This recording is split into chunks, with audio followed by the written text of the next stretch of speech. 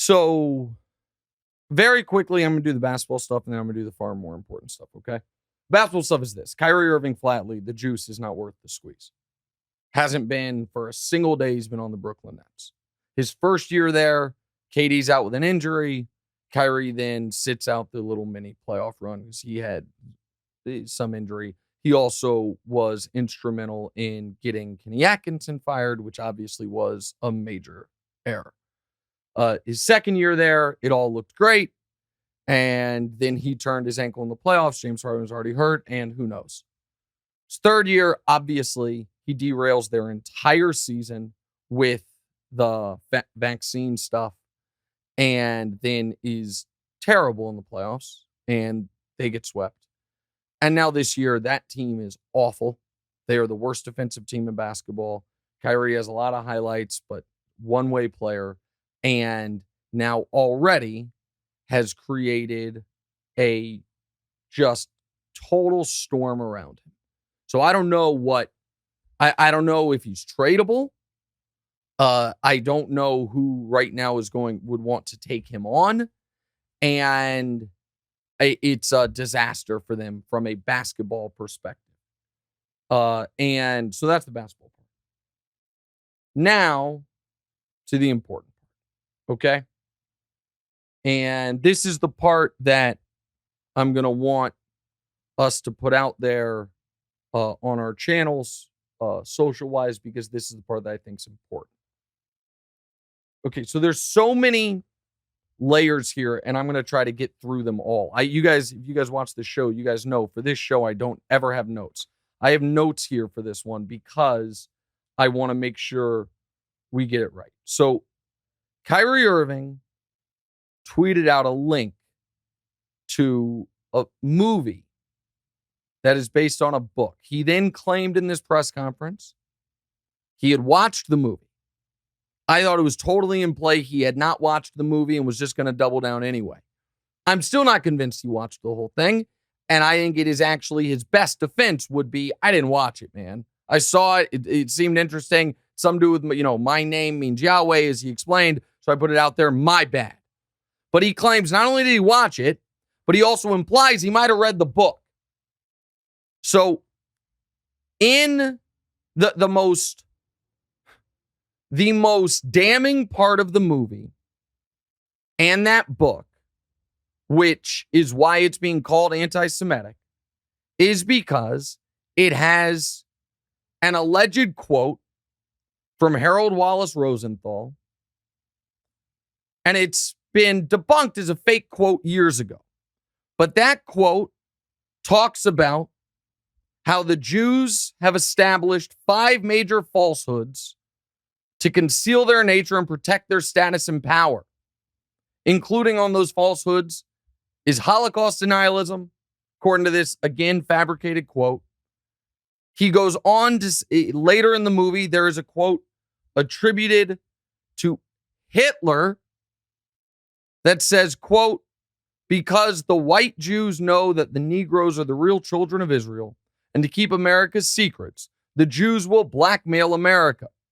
They will extort America. Their plan for world domination won't work if the Negroes know who they are. So Kyrie Irving, at this press conference, talks about it's on Amazon Prime, it's history, it's out there. But it's fabricated history. So now let's go a layer back. That Harold Wallace Rosenthal quote sounds a hell of a lot like some things folks read 100 years ago in a book called The Protocols of the Elders of Zion. That, again, that was one of the first documented instances of truly damaging fake news. So that was a book that the entire thing was wrote as a fabrication. So folks that wanted reasons to attack and dehumanize, use one of Kyrie's words, Jewish people, wrote a book that was attributed to Jewish people about their plot for world domination and then pretended they discovered it. Do you follow me? So that's what that, and this Harold Wallace Rosenthal quote that is not a real quote from that guy, and I'm not going to get into the full history of that, but it's been since debunked many times over. It's a lot like the Protocols of the Elders of Zion.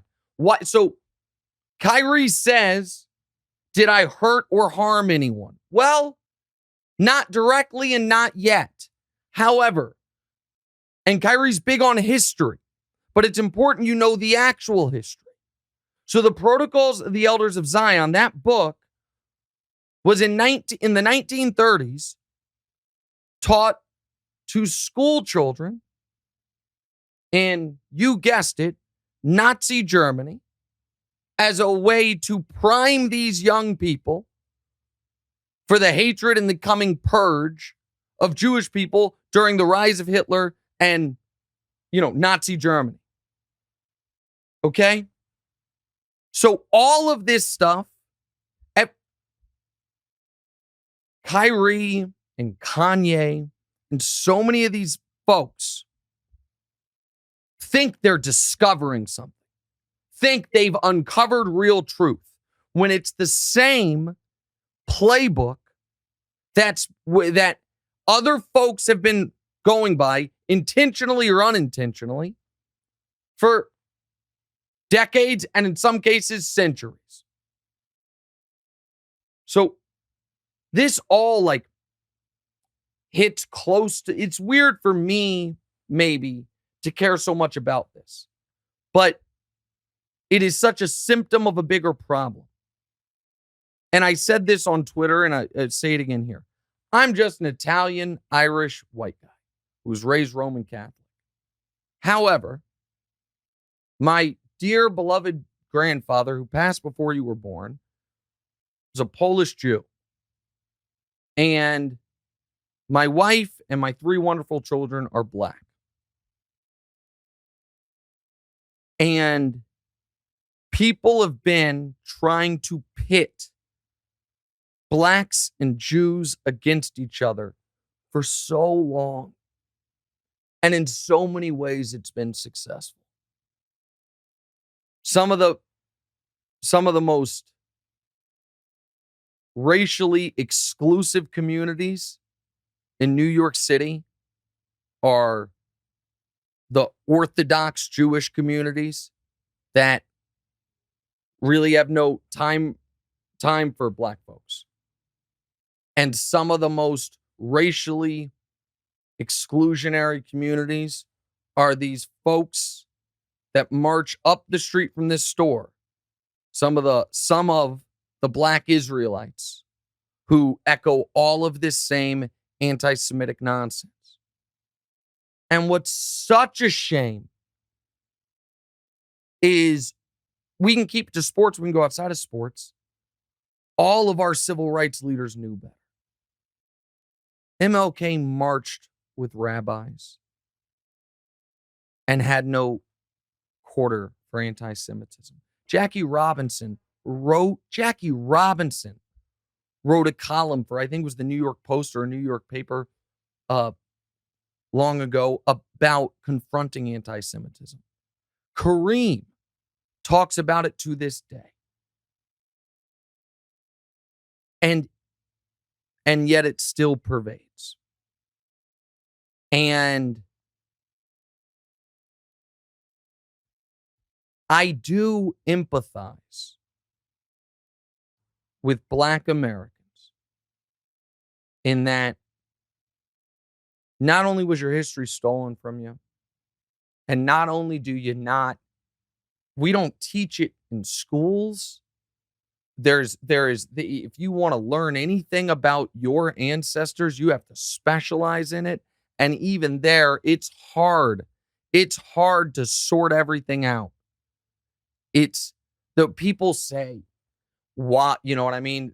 Some of the bad actors, racist folks, be like, it's so ridiculous. Why can't I have white pride when there's black pride? Well, there is white pride all over the place. It's just us white folks get to narrow it down to Irish American pride or Italian pride or Polish pride or Russian pride. Black Americans don't get that luxury. They had stripped from them the just get the continent of Africa and really their experience here in America. So it's different, and it takes, you got to peel back the onion one layer to understand that.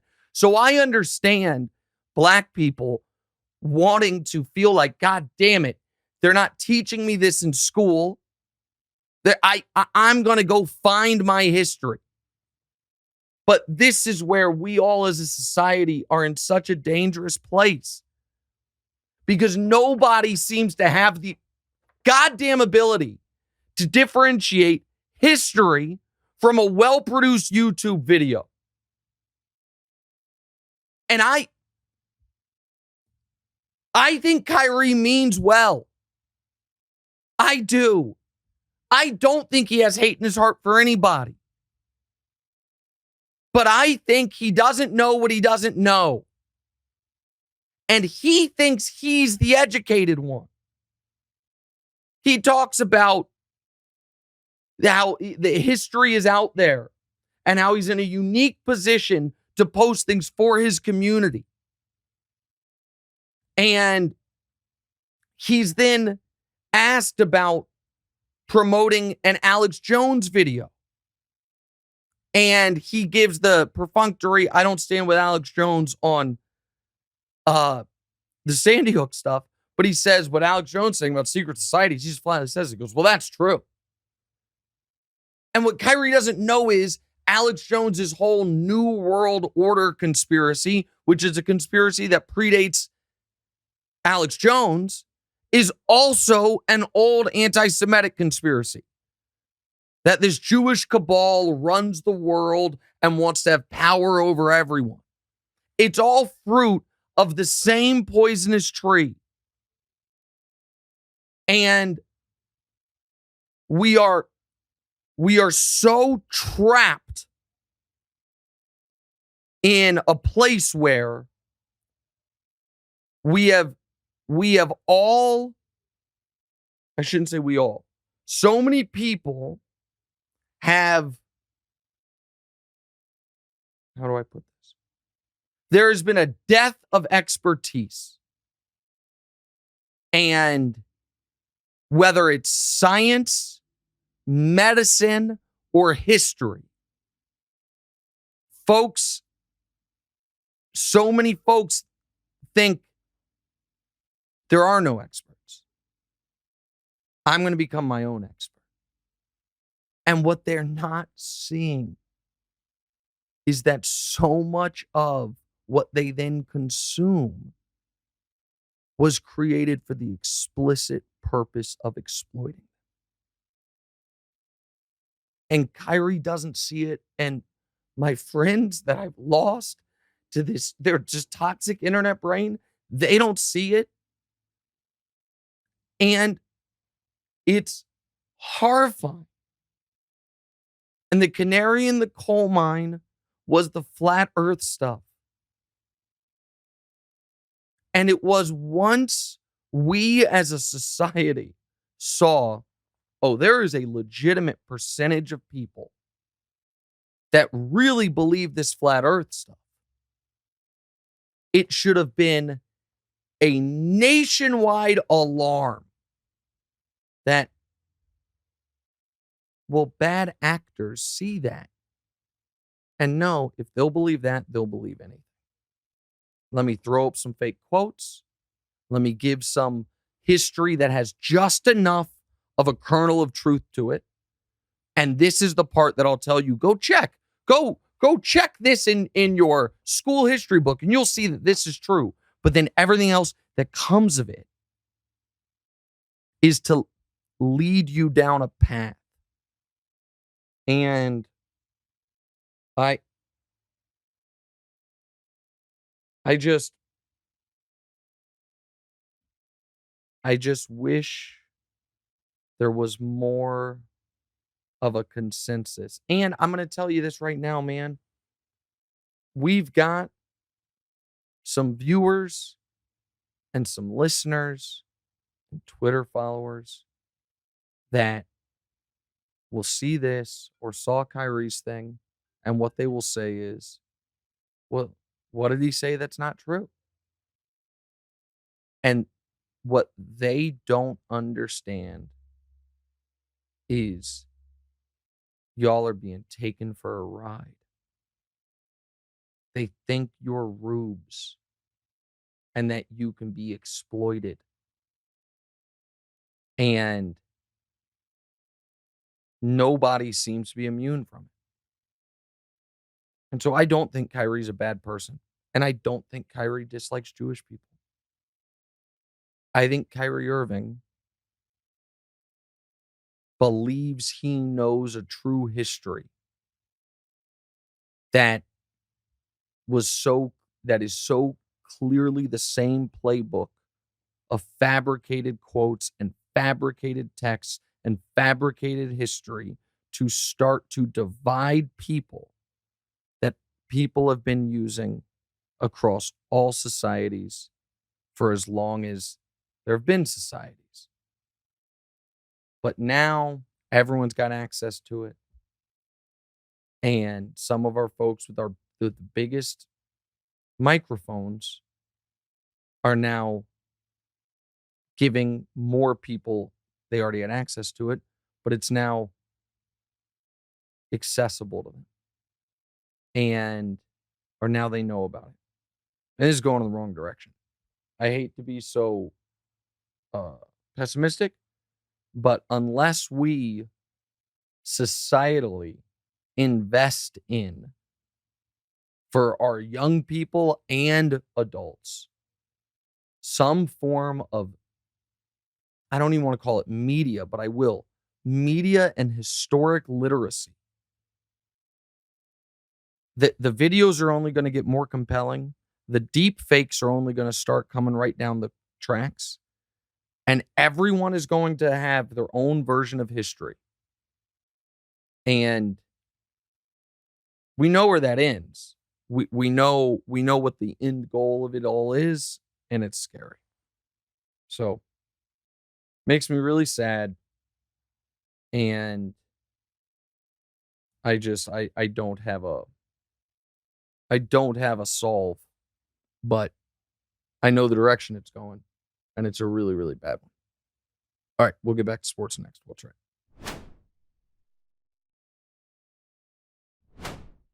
All right, welcome back in. What's Right with Nick Wright, episode 89. You know, I could have just checked this when we tweeted out the link for the show, and I didn't because I'm a dope. But it says right in the link that we tweeted out that this is episode 89.